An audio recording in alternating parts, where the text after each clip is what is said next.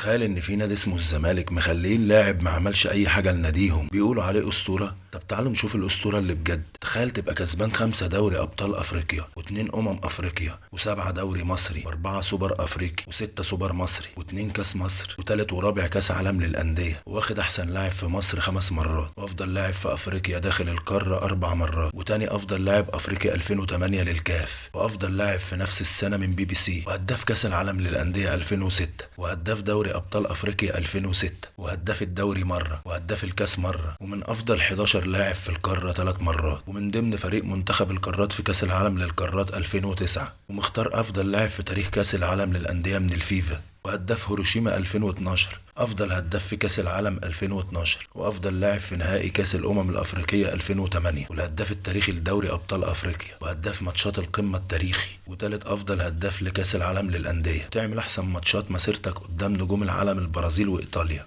عامل 2 اسيست قدام البرازيل، واسيست في هدف شوقي في هجمه انت اللي بديتها من الاول، واسيست قدام ايطاليا، ومسجل في البرازيل في الاولمبياد، ومسجل ما يقارب ال 200 جول في مسيرتك، ومن ضمن 7 ولا 8 بس في تاريخ مصر معديه ال 100 جول، وانت صانع العاب، مسجل في كبار القاره الكاميرون والكوديفوار وغانا والترجي والنجم والصفاقسي واورلاند وسان داونز والبقيه، وتبقى نجم كل او معظم النهائيات اللي لعبتها في حياتك، وانت اللي مخلص معظم الماتشات الكبيره والمعقده اللي لعبتها في حياتك، وانت بادئ مسيرتك وانت 26 سنه، وبيعاملوك معامله الاساطير العالميه واستدعوك تلعب ماتشات وديه مع اساطير معتزله. فعلا الاسطوره الحقيقيه هي ابو تريكه، فخر العرب وفخر مصر، اسطوره لن تتكرر على المدى البعيد ولا القريب. ويجي واحد زملكاوي مش فاهم كوره ولا عارف اي حاجه عن الكوره غير ان هي مدوره ويقول لك شيكابالا اسطوره. يا عم ارحمونا، تعبت قلوبنا، اقسم بالله روحوا شجعوا في الدوري الهندي. اهلاوي انا والفخر ليا، وهفضل اشجع النادي الاهلي لاخر نفس فيا.